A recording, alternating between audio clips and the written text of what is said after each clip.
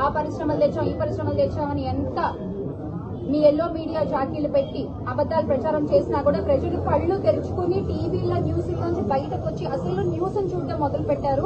వాళ్ళ కళ్ళతో వాళ్ళు చూడడం మొదలు పెట్టారు. రాయలసీమ ప్రజలు కళ్ళు తెరుస్తున్నారు.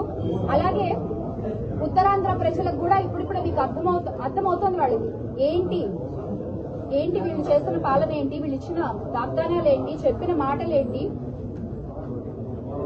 అని చెప్పి.